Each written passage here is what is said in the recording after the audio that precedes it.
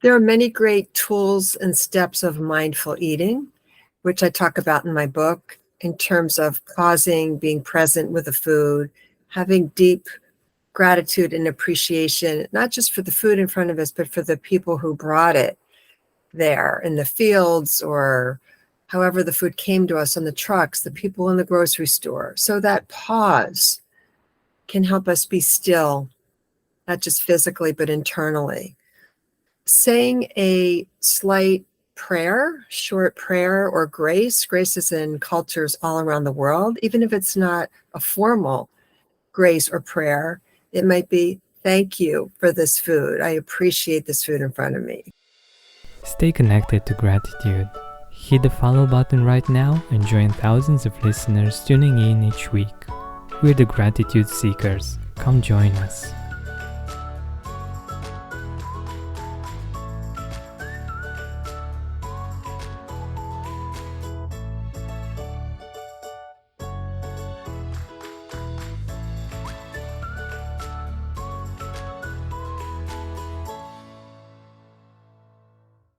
Hi, Gratitude Seeker. Welcome to a new episode of the Gratitude Podcast.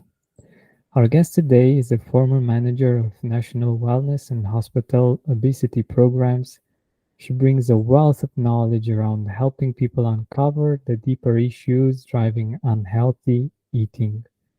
Her name is Sandy Robertson, and she's here with us right now on the Gratitude Podcast. Welcome, Sandy. Thank you, Georgian. Thank you for having me. I'm honored to be here.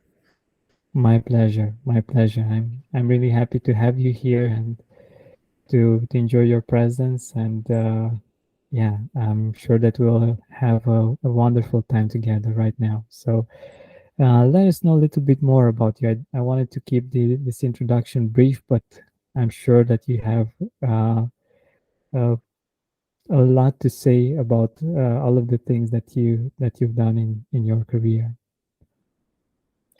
I began my career as a nurse and right away wanted to focus on prevention and wellness. And I managed corporate wellness programs in New York City at a few corporations.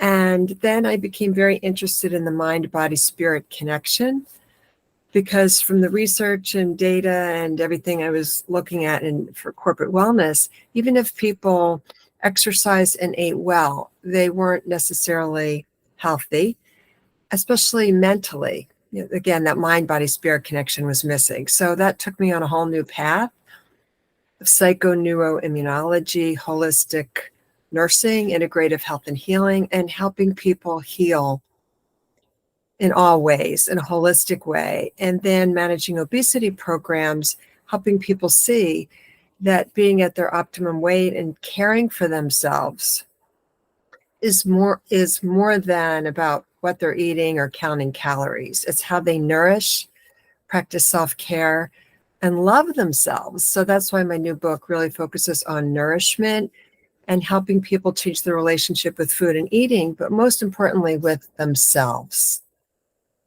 That's wonderful.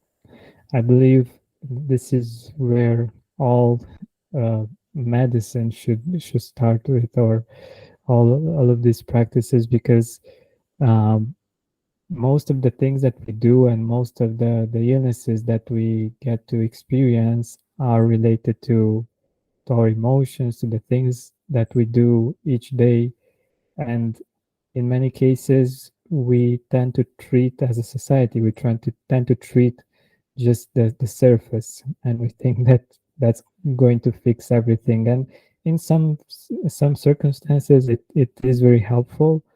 But if we are not aware of the whole story, basically we're treating the wrong thing, and we're not doing the thing that actually helps us to go forward and then to be more healthy. So I really love the title of the book, and yeah, I would love for us to speak more about it, of course. So how did you choose the title? It's a funny story. One afternoon several years ago, around 4 o'clock, I was at a friend's house and I was hungry for a snack. She had some pretzels. I started eating the pretzels. I love pretzels. Just kept eating. And it was a light bulb moment. And it popped into my head. Why am I eating this? Why do I keep eating? I'm no longer hungry. And that was really the spark. I had already been involved in wellness and prevention, as I said, but I thought this can really help people if everyone just stopped and asked that question, from a lighthearted, fun perspective too. It doesn't have to be shame, blame, and judgment. Just that neutral question, why am I eating this? Why do I keep eating this? Exactly. I love it. And in case it's not clear for our listeners, this is the actual name of the book, right? Why am I Yes, eating why this? am I eating this? Yes, and the subtitle is this the nourishment I need? Because especially with the second edition, I want to invite readers and give them tools to look at food not just as fuel, but where are they getting nourishment from in their lives, spiritually, social support, mentally, physically, sleep, hydration, the environment, looking at the nourishment from all perspectives. Exactly. I love that. And like I mentioned, one of the reasons why I love that so much is because it cultivates a sense of self-awareness, and we need that so much. And in many cases, the just having this habit of being aware. Okay, why am I eating this? Why am I doing this? To just, okay, is this something that I really want to do? Could I be doing something better? Could I be eating something better? Is there an alternative? Because that actually gives us choice, and I think that's where the things can shift, right? Things can shift most definitely when we realize we have a choice, and also when we're willing to tune in to drop into our emotional state and look at if I'm in the kitchen just staring in the refrigerator or the closet, what's really going on? What am I feeling? And I have found counseling and speaking to thousands of people that that's the missing piece for many people. They're numbing their feelings with food. We all do it from time to time. And it becomes a habit. Just keep eating, more numbness, more comfort. And so shifting into a place of gratitude, actually, not just for the food, mindful eating, that's a whole other topic. We can talk more about that. But gratitude for our health, our bodies, and who we are, and nourishing all of that. I feel that those tools and those steps, those extra steps, can help people pause. Just pause for a moment. Just stop. Take all that into consideration, and that may be the pause that can then help them shift to, I don't really need this snack right now. Exactly, exactly. I've seen this in my experience as well. Uh, like I feel like eating different types of food when I'm in different states, and it's wonderful to be able to be aware of this and to see how you work as a human being. And I'm sure that you have many stories on this from your own experience and from the experience of people with you've worked with. So, does any one of them come to mind right now? The two stories come to mind, actually.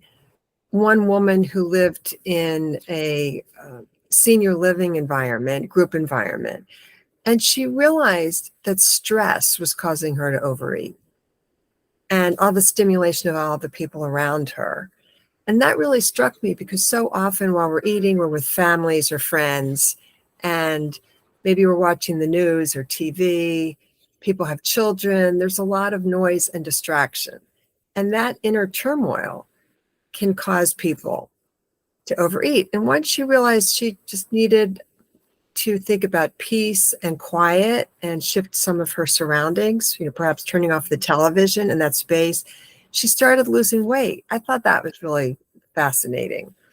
Other people have realized they're eating because they're lonely.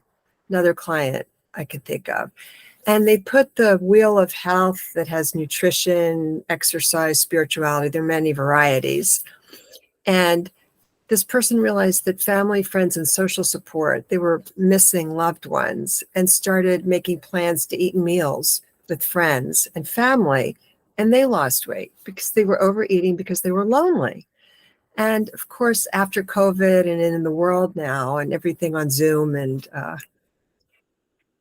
distance, many people are lonely and overeating because of that. So those two stories really stuck in my mind.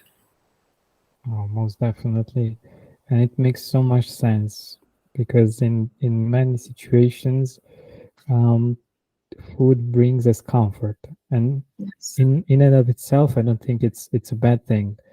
Um, but when we overdo it, that's when it can become a problem, a health problem, or something that can influence other parts of our life. And I'm a really big advocate of freedom, and freedom means, from my point of view, being able to not be controlled by external stimuli, like in this case, food. We can choose. We can choose another emotion. We can choose at least to be aware of our emotion, and yeah, to shift it, to have different kinds of habits, and that actually support us and that don't take us on a path that actually brings us to less freedom and less choices in the future, because that's the issue. um, we can enjoy life much more if we are more aware of our habits, and uh, how we choose to do some things, even if we've done them for quite a while. And in this sense, in your experience, how can people actually overcome some habits of this sorts, like the ones that you mentioned? There are many great tools and steps of mindful eating, which I talk about in my book, in terms of pausing, being present with the food, having deep gratitude and appreciation, not just for the food in front of us, but for the people who brought it there in the fields, or however the food came to us on the trucks, the people in the grocery store. So that pause can help us be still, not just physically, but internally. Saying a slight prayer, short prayer, or grace. Grace is in cultures all around the world, even if it's not a formal grace or prayer. It might be, thank you for this food. I appreciate this food in front of me. Again, that being present. That whole process, Georgian, slows down the diving into the food. So it steps into, I am with this food, I'm about to nourish my body. And then shifting into another great tool is self-talk. As we're talking to ourselves while we're eating, I'm eating slowly, I'm eating just enough. And most importantly, chewing. So many people eat too fast and don't chew enough. And actually, many of my clients, when they discovered the power of chewing, and really, whether it's 10, 15, 20, 50 bites, people have different versions, that slows down the eating process. So also looking at our eating history. There's a chapter in my book, The Mystery of My Eating History. How did we grow up? I had a grandmother living with us who had German ancestry and loved to eat, and jars of candy and cookies all around. And honestly, I was overfed as a child, and by my mother cooking heavy foods, my grandmother. Food was love, and it's great that food is love. But I believe, especially these days when 75 to 80% of people in the United States, at least, are obese, just enough food is love. So that's my new message for people, to be willing to ask, how much is enough? How much is enough for me? And to realize that I'm feeding my soul, not just my body. So perhaps it's my soul that's a little hungry. you talked about freedom. That's so beautiful, so beautiful. I find that people who have the money to buy abundant amounts of food and feel they have the freedom to buy whatever they want and as much and eat as much as they want, they're missing the point that they also have the freedom to eat just enough for them, just enough for their bodies, their metabolism, to be the right weight for their health and well-being. Exactly, exactly. I love two things that you mentioned, especially one of them is something that we do all the time when we're eating and we're not aware of, and most probably we weren't taught to do the right way. That's chewing, and it's a small habit that we are doing and have been doing for all of our lives that we can improve on, and it can improve the quality of life quite a bit. And it's not something that requires big investments or all kinds of things. It just requires us to do things a little bit differently and to improve just a little bit something that we're already doing. And I think that's very powerful, um, as an idea in and of itself. The fact that we have this power to do this and we can do this easily. And the second thing that I love about what you just mentioned, and it's in the book as well. You say that your mom taught you how to celebrate and appreciate good food, and your Mhm. dad taught you um, it was okay to say no, thank you, I'm full. And I think this is great in general, but it's also great for the holidays. And I'm sure that this is something that happens throughout the world. Like when we have the holidays, we have great amounts of food, fortunately. So it's an amazing thing that we get to experience this.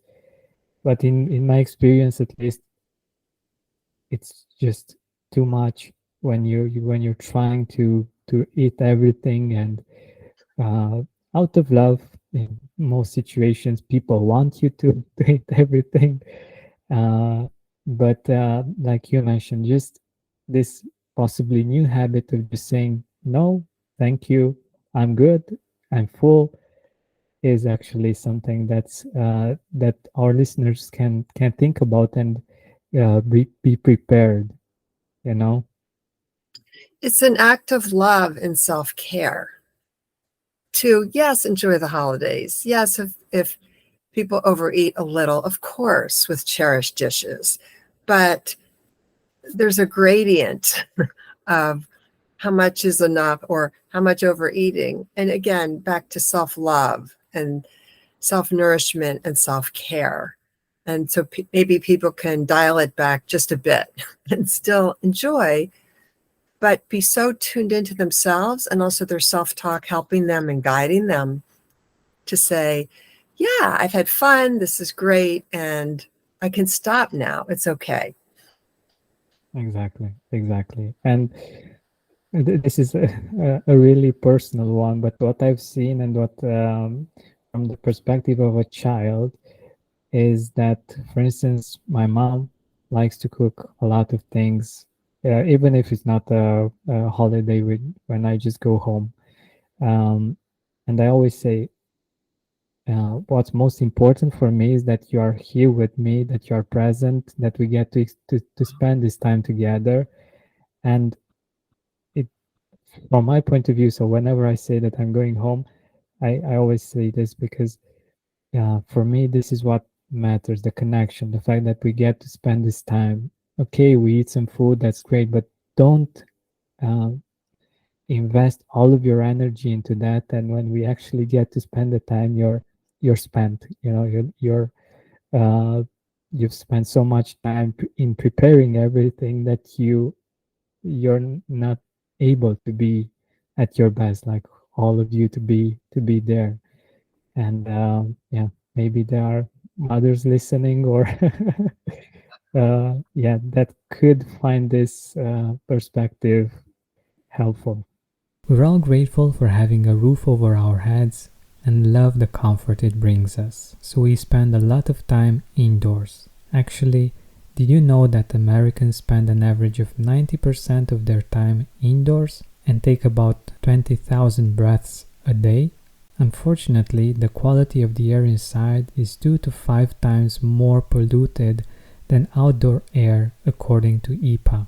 With that in mind, I love having my windows open as much as possible to let fresh air in, but with the noise and air pollution, it's not always possible to do so. Thankfully, Air Doctor offers us an alternative that's quiet and efficient. It's the air purifier that caught the attention of CNN, ABC, Money, and many more. Air Doctor filters out 99.99% of dangerous contaminants and allergens such as pollen, pet dander, dust mite, mold, and even bacteria and viruses, so our lungs don't have to. Even more so, Air Doctor comes with a 30-day money-back guarantee, so if you don't love it, just send it back for a refund minus shipping. Head to airdoctorpro.com and use promo code GRATITUDE, and depending on the model, you'll receive up to 39% off or up to $300 off. Exclusive to podcast customers, you will also receive a free 3-year warranty on any unit, which is an additional $84 value. Lock the special offer by going to airdoctorpro.com, that's airdoctorpro.com, and use promo code GRATITUDE. That is so moving, Georgian. I love that story. I can personally relate to that too. I'm sure many, many of your listeners can too. Thank you for sharing that. The gift of presence, even around food, even when preparing great food. Exactly. I believe that great food is amazing, and I love eating it. I appreciate it. I love exploring it. I'm a foodie from many points of view, but uh, I think balance is key basically. And when, at least in my case, in the experience of uh, spending time with my mother, what's most important is that we have memorable times together, that we laugh, that we spend the time uh, being present. I can buy food, thankfully. I can, of course, it's not always as good as as my mom does it, but still, uh, it's that connection actually in many situations that we yearn for, and even when we eat the food, we we tend to reconnect to certain feelings, to certain things from the past, right? Yes, absolutely. Absolutely. The smells, aromas, the colors, how it's prepared. It evokes deep memories and often very loving, happy times. Exactly. Yeah. And I think I wanted to mention this because I think, for instance, I'm sure that this is also very relatable to our listeners. Um, when we think about different kinds of cookies that our grandparents have prepared for us, and we when we yearn from for them, sometimes okay, it's just the fact that we just want to enjoy something like that, but in many other cases it's just a need for connection, for feeling that we are connected to them, we are connected to that emotion that we had back then. And yeah, I think it could be um, so it's not an issue if we do it uh, every once in a while, but I think it could be something like we could have an alternative to actually going for that all the time, like going for the cookies all the time, right? Definitely in terms of having it be something special, a cookie now and then. But back to your point about cookies and memories, for all of us around the holidays, it becomes this all or nothing feast. And some people think they have to go to deprivation. I'm going to not eat any sugar or not eat any cookies. And for some people, that's actually the best approach. But bringing back some of the principles of mindful eating and self-care, to have one or two or three or four cookies and to chew it and think about those memories and love and to enjoy it and savor it. But it doesn't mean we need to eat the whole can of cookies, to bring love and nourishment into our lives. So that whole process of scaling down the amount and saying to ourselves, this is enough. This is enough. I'm evoking the memory. I'm feeling love. I'm feeling the connection. I'm enjoying it. And a few are enough. It's feeding my soul too. Exactly, because it's in many cases, like we talked before, it's just about getting that connection and feeling that connection. And once we do, we're there, and we don't actually need to keep doing that. And since you mentioned this example about having the family around and feeling stressed, how can people find this balance, like between being with the ones that we love, and maybe from some points of view have finding it stressful and not resorting to overeating? George, and the word self-care come to mind, of pristine self-care. This could mean setting some boundaries and taking space for ourselves, whether it's going outside for some fresh air, a walk, could be 2 minutes, excusing ourselves, or excusing ourselves and going to sleep a little earlier. Also, self-talk, prayer, meditation while we're around people, if someone's annoying us or bothering us. Saying the words peace, I am well, whatever a prayer or words that are affirming or comforting. All is well, I'm okay, I am safe. So focusing on the breath and words of self-care, also self-compassion, mindful self-compassion is so powerful. There's so many great tools with mindful self-compassion work and videos.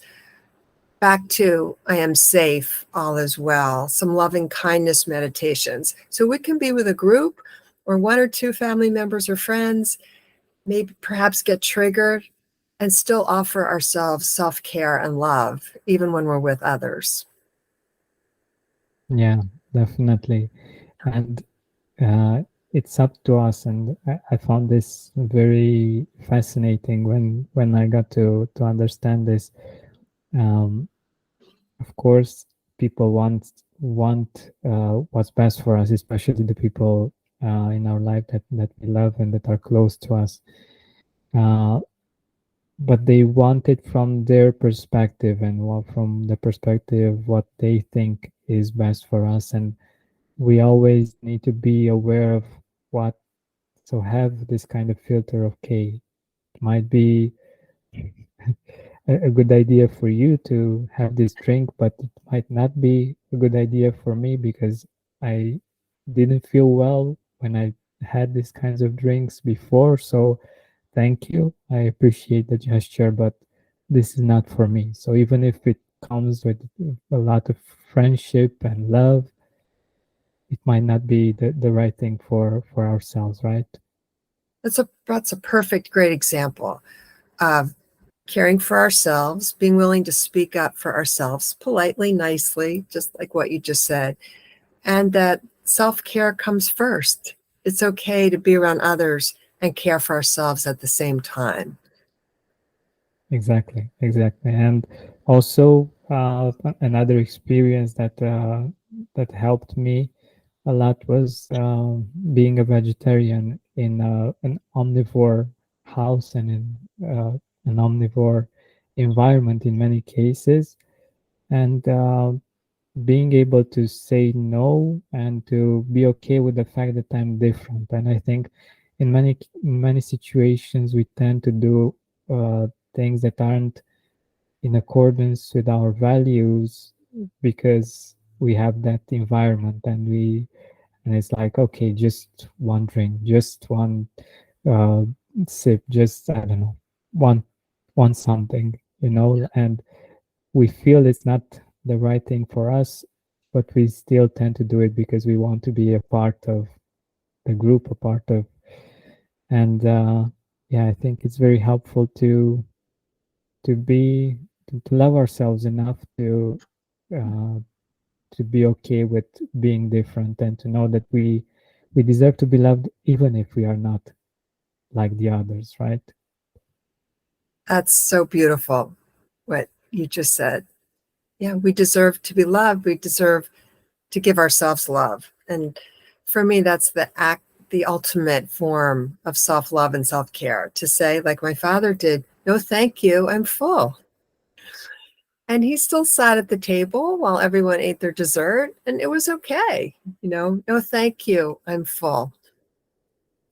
Exactly, because another important part here is that it's only us, the ones that we actually know what we're feeling, what we're experiencing. And if we feel forced from the outside, it we know it won't feel good. And um, having this kind of attitude and acceptance of the limit, you know, is very powerful, and is very healthy for all of us. And especially when we know how to self-soothe, it can really lead to different kind of outcome and to different kinds of experiences and freedom in the future. I believe in the fact that health brings us freedom and gives us choices. Okay, what do I want to do with my time and with the rest of my life? If we are not taking care of our health, then it will tell us what we need to do. Yes, and I love that you brought up self-soothing, because as I wrote about in the book, so many people use food to self-soothe, and other substances, of course, but many people, because we have to eat all the time, don't think of food as a substance that could be overused. And back to awareness, they're not aware that they're using food to self-soothe. So the tools of mindfulness, self-awareness, the mind-body-spirit connection, and being willing to ask that gentle question, am I eating too much or choosing the wrong thing right now because I'm soothing my emotions, or because my body really needs fuel? And instead of a sugary or salty snack, would there be other fuel that might be good for me and help to self-soothe at the same time? Or could there be another way I could self-soothe in this moment? Back to going outside, taking a walk, getting some fresh air, calling a friend, perhaps getting more sleep, drinking more water. So, again, some prayer, meditation, time with nature. There are other ways to self-soothe. Exactly. And what I love about this is that we can, by becoming more aware, we can choose, and we can make different choices that are better for us in the short term and also in the longer term. And it can actually bring us more joy. And like you just mentioned, we might just need to take some fresh air, or we just might need to take a walk or to drink some water. I find this fascinating that in many cases, just drinking some water, as you're doing right now, is what we need, and what can really shift our perspective on how we think and how we feel in many situations. And again, it's something so simple that we often forget about it, that we actually just forgot to drink water maybe for half a day or something because we were busy with something else. So uh, yeah, I think these small things really matter. And another thing that I love from your book is the fact that you ask a lot of questions like, um, how can I be more thankful for the food that I have? I love this. We've talked about mindful eating a lot, but what I love about the questions is there are so many ways and so many questions. We can personalize it. To be mindful, we can even add humor. Am I eating? Do I really want this right now? I appreciate this. I love this. This is my favorite thing.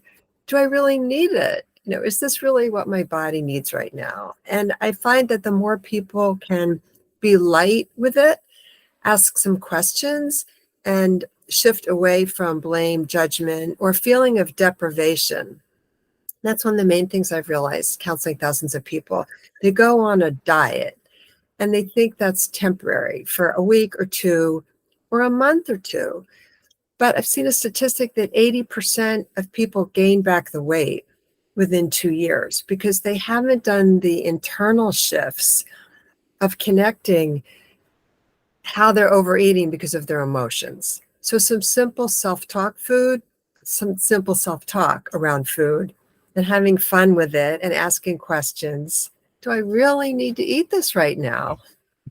It's light, it's fun. I find that then it's easier for people to say, no, it's okay. Let me choose something else. Let me be wise and loving and caring for my body, mind, and spirit and nourishment right now.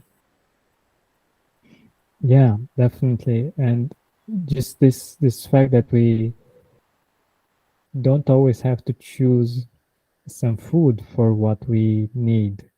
I think this is really big because we usually think, okay, but what am I supposed to eat? This is what I have, or uh, this is my only option because uh, there aren't too many options where I am or in this situation that I am.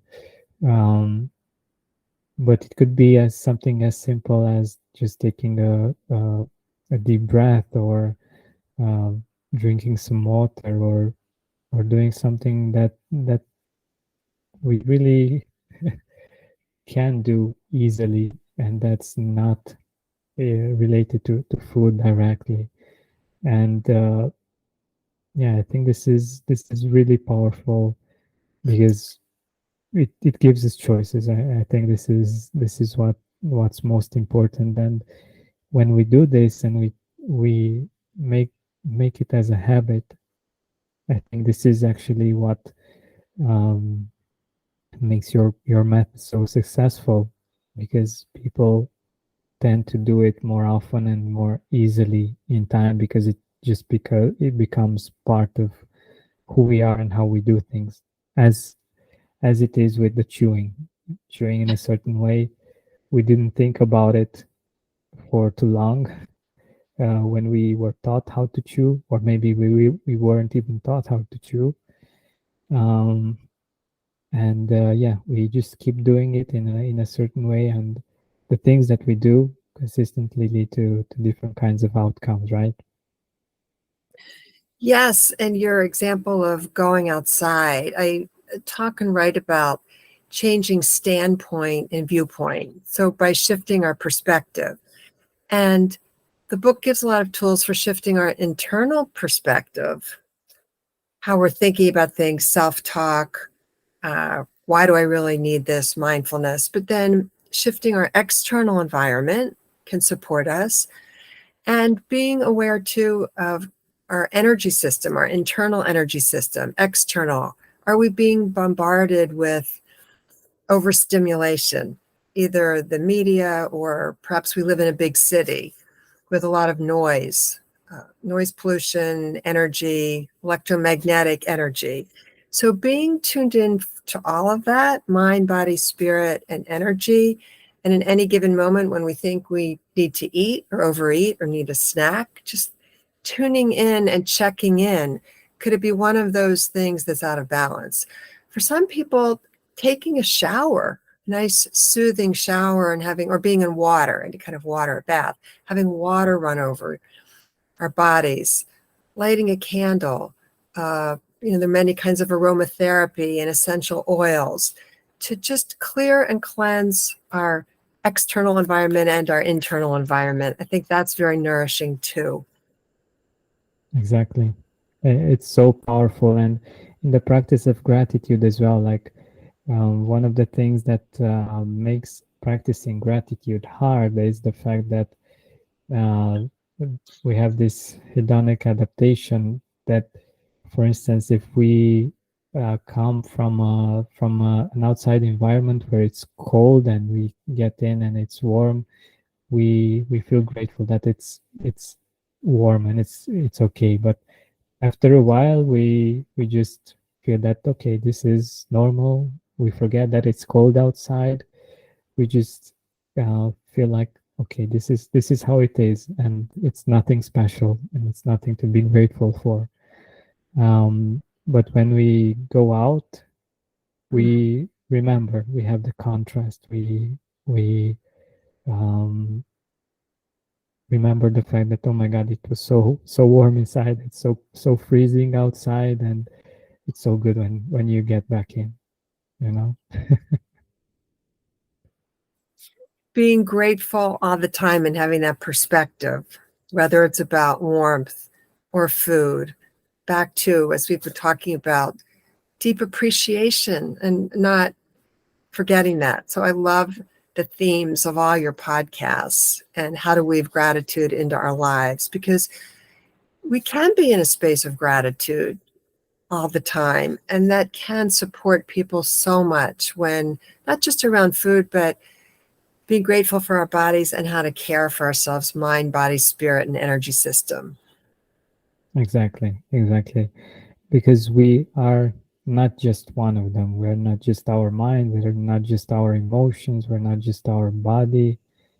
We are all of them. We need to take all of them into consideration, and when we do, we tend to have a much better life experience. And um, yeah, that's the best thing that we can do for the people around us as well. Because when we are a good example and when we take care of ourselves, other people actually benefit as well. So I think that's another reason why this is so important. Especially at this time of year, as we've been saying, the holidays, but then after the holidays, the beginning of the year, sometimes people have a bit of a slump. There's been a lot of excitement and stimulation around the holidays. And that's when I think, honestly, it can get even harder for people to, separate from I'm going to join a gym and lose 20 pounds. But people start perhaps feeling some deep emotions, perhaps some loneliness, and start thinking about their minds, bodies, spirits, and energy systems in new ways. There was a book written many years ago called The Hungry Soul that talks about some of the histories through the years and centuries of eating and rituals of eating. But it talks about how, honestly, so many people eat too much or overeat because their soul is hungry. So I think it's a great time of year, and I offer this to all of your listeners to tune into your spirit, soul, whatever you want to call it, while you're enjoying on the merriment. And then in the new year, the first few months when in some areas it might be cold and darker, to think about what does my spirit or soul need and how can I support and nourish that. I think that's just a great way to bring in not just the holiday season, but the new year. Wonderful. I think this is a great idea to end this beautiful interview with. So let our audience know where they can get the book, where they can interact with you more. Thank you. My website is www.energyworkswisdom.com. I'm actually offering an excerpt of my new book for people who come to the website, and they can order it through Amazon. It's also in Kindle, so there are many different formats. And I invite everyone to tune in and think about, why am I eating this? Is this the nourishment I need around the holidays, but also into the new year and always? And Georgian, thank you for this great opportunity to bring talks about gratitude and nourishment to your listeners today. Thank you. Definitely. It was my pleasure. Thank you. Hey, Gratitude Seeker, thank you so much for taking the time to listen to this interview. I really appreciate it. And if you could think of one person that would also benefit from it, share it with them. It might actually be the inspiration that they need to make their day or maybe even their life much better. Thank you so much once again. This has been Georgian Benta. Don't forget to keep seeking and spreading gratitude.